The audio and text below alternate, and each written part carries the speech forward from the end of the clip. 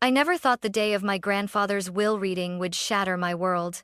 My billionaire grandpa, Richard Sullivan, had built an empire of steel and glass towers. Yet when the lawyer opened the folder, my name was tied to nothing but a ruin. To Megan Sullivan, he read, a property in the Colorado mountains, a crumbling house in the middle of nowhere that was my inheritance. Meanwhile, my younger brother Lucas received the grand estate, the businesses, the fortune. The room erupted in whispers, but the loudest voices were my parents. Useless, my mother hissed. Don't come back until you've proven yourself, my father snapped.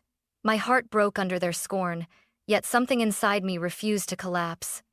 That night, with only a set of rusty keys and a trembling resolve, I drove toward that forgotten house. I didn't know it then, but opening its door would change everything. The lawyer's office smelled faintly of polished wood and old paper. I sat at the long mahogany table, my palms clammy, staring at the polished surface as if it might open up and swallow me whole. My brother Lucas leaned back casually in his chair, flashing that confident smirk he had mastered since childhood.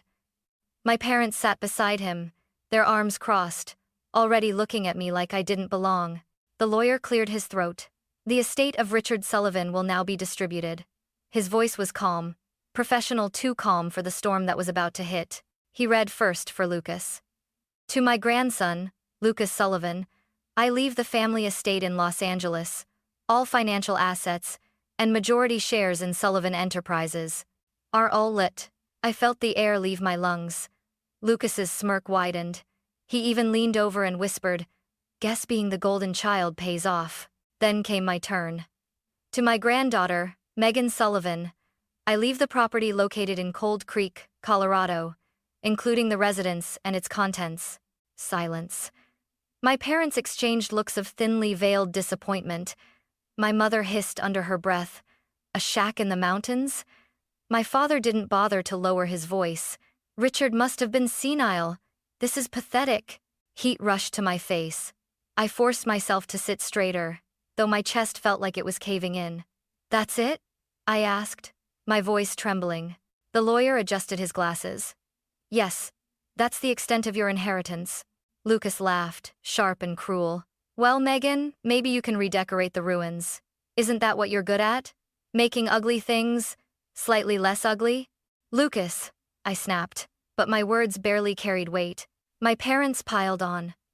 "You should be grateful you got anything," my mother said coldly. "But maybe this is fitting. You've never done anything meaningful with your life." The sting of their words cut deeper than I wanted to admit. My throat tightened. I wanted to scream that I was more than they thought, that I wasn't useless. But the words stuck. When the meeting ended, Lucas strutted out like a king, his arm around my father's shoulder. My mother didn't even look back. I sat frozen in the empty room, clutching the rusty keys the lawyer had placed in my palm. It wasn't just humiliation, it was exile. And yet, as I stared at the keys, something flickered inside me, a stubborn spark. When we returned home that evening, the air inside our Los Angeles house felt colder than the winter air outside. I barely had time to hang up my coat before my father's voice sliced through the silence. "Do you understand how embarrassing today was?" he barked. "Your brother inherits an empire, and you," he jabbed a finger toward me, "you walk away with a broken shack in the middle of nowhere." I swallowed hard. "It's not like I asked for this. Grandpa chose." "Don't you dare blame your grandfather," my mother snapped. Her emerald earrings sparkled as she shook her head. "Richard must have pitied you. He didn't trust you with anything real, so he dumped that ruin on you. Maybe he wanted me to find something there." I tried, my voice thin, uncertain even to my own ears. Lucas laughed from the sofa, sipping soda like he was watching a comedy show. "Yeah, sure. Maybe there's a pot of gold hidden under the rotten floorboards. Don't kid yourself, Megan." "Enough," my father thundered. He stepped closer, his presence looming. "You've been a disappointment for years. No ambition, no achievements, nothing. Your brother fights for what he wants. You," his lip curled, "you've done nothing but take up space." My chest tightened. "That's not fair. You've worked at a little design firm that no one's ever heard of," my mother interrupted, her tone dripping with disdain. "That's not a career. That's a hobby. Tears burned at the corners of my eyes, but I refused to let them see me break. I'm trying, I whispered. Trying isn't enough, my father spat. From this moment, you're out. Don't come back until you can prove you're worth something. The words echoed like a sentence passed down from a judge. My knees felt weak. You're kicking me out? Lucas whistled low. Wow. Harsh, but honestly overdue. My mother crossed her arms. Pack your things, Megan. Go to that shack in Colorado. If you really want to prove us wrong, start there. Otherwise, don't bother coming back. I wanted to argue, to scream, but my voice failed me. I trudged upstairs, packed a single suitcase, and took the keys from my pocket. The metal felt heavier than any weight I had ever carried. By the time I stepped outside into the night, the door slammed behind me like a final verdict. I was on my own. The highway stretched endlessly before me, a black ribbon cutting through the night. My old sedan groaned with every mile, headlights flickering against the snowy Colorado peaks in the distance. The farther I drove, the more civilization disappeared. Gas stations grew scarce, cell service faded, and eventually, it was just me, the road, and the whisper of the wind through endless pines. I gripped the steering wheel tighter, replaying my parents' words in my head. Useless. Don't come back. Every syllable throbbed like a bruise on my chest. I wanted to cry, but the tears had dried into something harder. Anger, maybe, or determination. By dawn, I turned onto a narrow gravel path. According to the papers, this was it, Cold Creek. The name felt too fitting, as if the town itself promised isolation. The road twisted through thick forest until, finally, the trees parted. There it was. The house. A crooked silhouette against the gray sky. The roof sagged like a tired old man, shingles missing in patches. Vines strangled the wooden siding, and one window was shattered, jagged glass clinging to the frame. A rusted mailbox leaned sideways, the name Sullivan barely legible. My breath caught. This was my inheritance. I pulled up the car and stepped out. The air was sharp and cold, smelling of pine and damp earth. Gravel crunched under my boots as I approached the front porch, which groaned beneath my weight. "Grandpa," I whispered, though I wasn't sure if I was angry at him or pleading for an explanation. "Why this? Why me?" I slid the rusty key into the lock. It resisted at first, as if the house itself didn't want me inside. I shoved harder, and the door creaked open, releasing a wave of musty air dust, mold, and something older, heavier, like secrets buried for too long. The living room was dim, light filtering through holes in the roof. A broken table slumped near a fireplace filled with ash. Cobwebs draped across corners like forgotten curtains.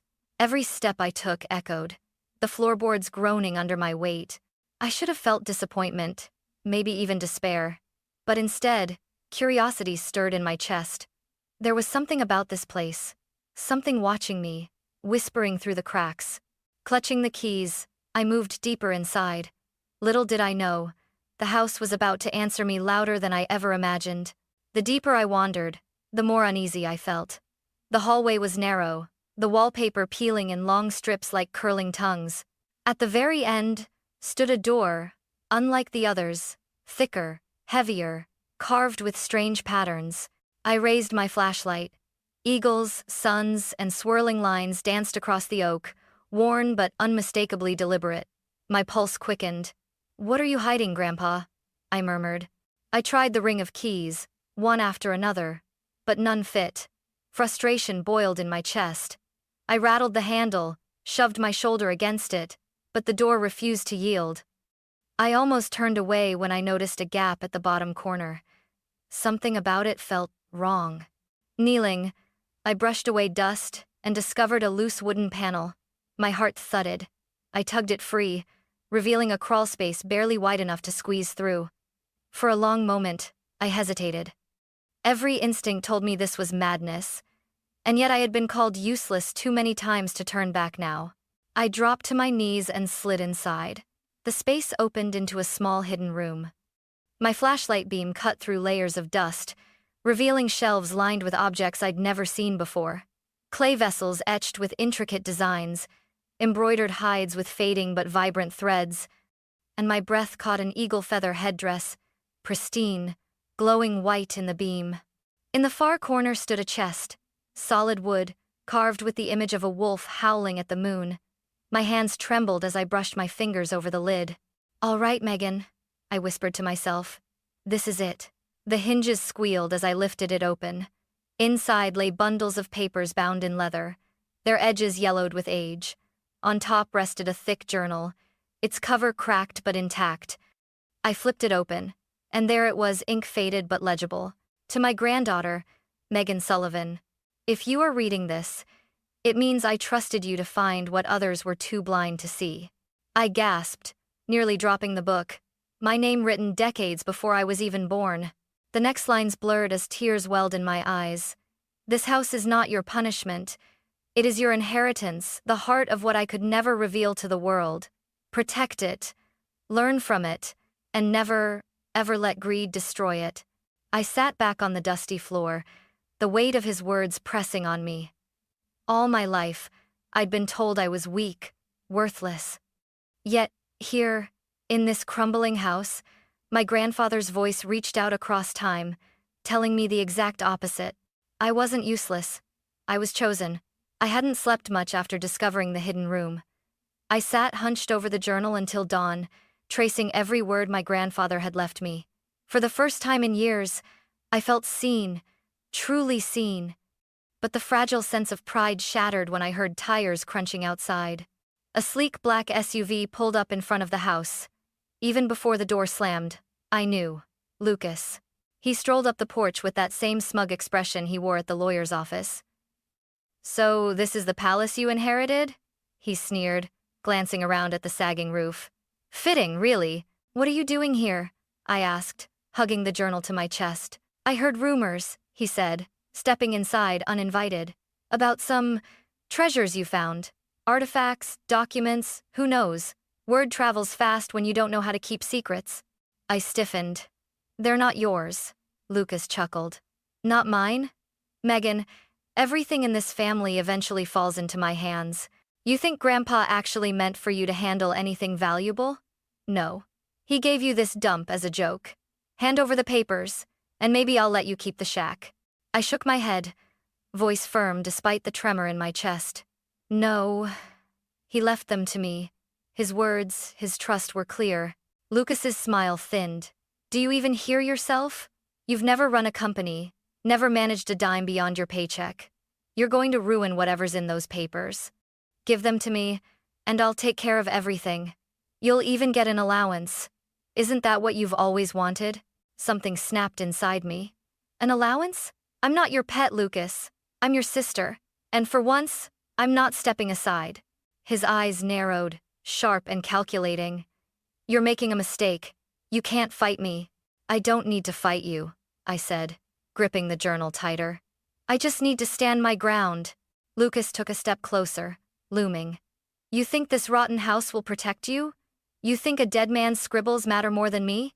Face it, Megan, you're still useless." The word burned, but this time it didn't break me. I straightened, meeting his glare. "No, for once, you're wrong. Grandpa didn't see me as useless. He chose me. And if that means standing against you, then so be it." We stared at each other, the silence so sharp I could hear the wind whistle through the broken window. Then Lucas smirked again, though the humor didn't reach his eyes. "You'll regret this," he muttered, turning toward the door. "You always do." I stood frozen until the sound of his SUV faded down the gravel road. My knees trembled, but I didn't collapse. For the first time in my life, I hadn't let Lucas bulldoze me. I locked the hidden room tighter than before, whispering to the darkness, "I won't let you down, Grandpa." 2 days after Lucas's visit, I was repairing a cracked window when I heard the rumble of another car outside. My stomach twisted. When I peeked out, my worst fear came true, my parents. Sarah stepped out in her fur-trimmed coat, Daniel right behind her, both wearing expressions of disdain as if the air here offended them. "Megan," my mother said sharply, not even offering a hello. "We need to talk." I crossed my arms. "Let me guess you're here because of Lucas." My father's jaw tightened. Your brother told us you're hiding valuable documents. If that's true, then you need to hand them over before you do something reckless. I forced a laugh, though my hands trembled. Reckless? The only reckless thing is how easily you trust Lucas with everything. Don't start, my mother snapped. Lucas has always been capable. You, on the other hand, you barely manage your own life. Her words hit like stones, but this time I didn't shrink. You've been saying that my whole life. Maybe that's why Grandpa chose me instead. He knew I'd be the one to protect what mattered. My father stepped closer, his voice rising. Protect? You think a rundown shack and a stack of old papers are more important than the estate Lucas now controls? Don't be foolish, Megan. I'm not being foolish, I shot back. My chest burned with anger. For once, I'm not backing down. Grandpa trusted me. If you can't see that, then maybe you never really saw me at all. The silence after my words was heavy. My mother's eyes narrowed, glittering with cold fury. So this is how you repay us? By turning against your own family? I bit my lip hard, fighting tears. Family? You turned against me the moment you called me useless.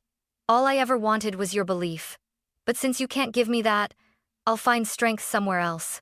My father shook his head, disgust etched into every line of his face. You'll ruin everything. Mark my words, Megan. You'll end up with nothing. Then at least it'll be nothing I chose, I said, my voice steadier than I felt. For a long moment, we stared at each other, a battlefield carved out of silence. Finally, my mother scoffed and turned back to the car. Let's go, Daniel. She'll learn the hard way. They left as abruptly as they'd come, gravel spitting under their tires. I stood on the porch, heart pounding, fighting back sobs. Yes, I was alone. But for the first time, I realized being alone was better than being invisible. The letter arrived on a gray morning, slipped under the broken doorframe. I tore it open and felt my stomach drop. Lucas had filed a lawsuit, demanding the house, the documents, and everything my grandfather had left me. He claimed Grandpa had been confused, and that the real intent was to leave it all to him. For a moment, I couldn't breathe. My parents' voices echoed in my mind. Useless, foolish, you'll ruin everything. But then I thought of Grandpa's journal, his handwriting spelling out my name decades before I was born. If you are reading this, it means I trusted you. I hired a lawyer, a sharp woman named Claire Matthews, who listened carefully as I told her everything. When I showed her the journal and the deeds, she nodded firmly. This is solid. We'll fight. The day of the hearing, the courthouse buzzed with tension. Lucas arrived in a tailored suit, flanked by my parents, who looked at me as if I were a criminal. I walked in clutching the journal, my knees weak but my heart steady. Inside the courtroom, the judge, a stern woman with silver hair, called us to order. Lucas's lawyer went first, his voice smooth as silk. Your Honor, the evidence is clear. My client, Lucas Sullivan, was the rightful heir to his grandfather's fortune. The house in Colorado was mistakenly assigned to Miss Megan Sullivan, who lacks the competence to handle the significant historical and financial value tied to the property. We ask the court to transfer ownership. Lucas smirked across the aisle, his eyes gleaming with triumph. Claire stood next. Your Honor, what Mr. Sullivan calls a mistake is, in fact, a deliberate act of trust. Richard Sullivan left my client the Colorado property because he knew she would protect it. The documents hidden within, and the journal addressed directly to Megan, prove his intent beyond question. The judge frowned. Miss Sullivan, will you testify? I rose, my heart pounding so loudly I could barely hear myself.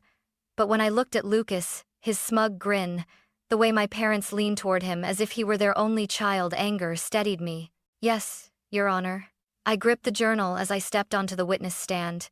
My voice shook at first, but then it grew stronger.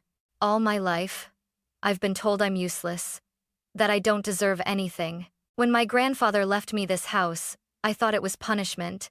But when I opened that hidden room and read his words, my name, written years before I was born, I realized it was trust. He didn't want his legacy sold off for profit. He wanted it protected. And I will protect it, no matter what it costs me. Lucas shot up from his chair. This is ridiculous. She's delusional. Grandpa never trusted her with anything he trusted me. The judge silenced him with a raised hand. Mr. Sullivan, sit down. I continued, voice steady now. I'm not here to fight for money. I'm here because my grandfather believed I could do what no one else would, safeguard his legacy, and I refused to betray that trust. Silence filled the room, heavy and electric. The judge leaned forward. I have reviewed the evidence. The journal, addressed specifically to Miss Sullivan, carries undeniable weight. Combined with the deeds, I find no grounds to question Richard Sullivan's intent. Lucas's face paled. My parents shifted uncomfortably. Therefore, the judge declared, gavel striking with finality, the property and all associated contents remain in the legal possession of Megan Sullivan. The sound echoed like thunder. My knees almost buckled, but this time from relief. Lucas turned on me, his eyes blazing with hatred. You'll regret this, Megan. You don't know what you've started. I met his glare, clutching the journal to my chest. Maybe I don't, but for once, I'm not afraid. As I walked out of the courtroom, the world felt different. I wasn't the girl my parents had scorned. I wasn't the sister Lucas could bully into silence. I was Megan Sullivan, chosen, trusted, and finally unbroken. The weeks after the trial passed in a blur. For the first time, the house felt alive. I patched the roof, scrubbed the walls, and opened the curtains to let light spill into rooms that had been cloaked in shadows for decades. With every nail I hammered, every broken board I replaced, I felt like I was rebuilding not just the house but myself. Neighbors from Cold Creek began stopping by, curious about the Sullivan girl restoring the old place. Some offered tools, others stories about my grandfather. I listened, soaking up every word, every memory. For the first time, I felt part of something bigger than my parents' scorn or Lucas's greed. One evening, I lit a fire in the old stone fireplace. The warmth spread through the room, dancing over the shelves where Grandpa's artifacts now rested safe, respected, exactly as he wanted. I sat on the worn rug, the journal open on my lap, rereading his words. This is not your punishment. It is your inheritance. Tears slid down my cheeks, but they weren't from sorrow. They were from pride. I whispered into the flames. Thank you, Grandpa. You believed in me when no one else did, and I won't let you down. My parents never called. Lucas disappeared into his own bitterness, but I no longer needed their approval. Standing on the porch at sunset, watching the mountains glow gold, I finally understood. I wasn't the useless daughter. I wasn't the forgotten sister. I was Megan Sullivan, the woman my grandfather chose to carry his legacy. And this crumbling house, once a symbol of rejection, had become my proof, my strength, my home.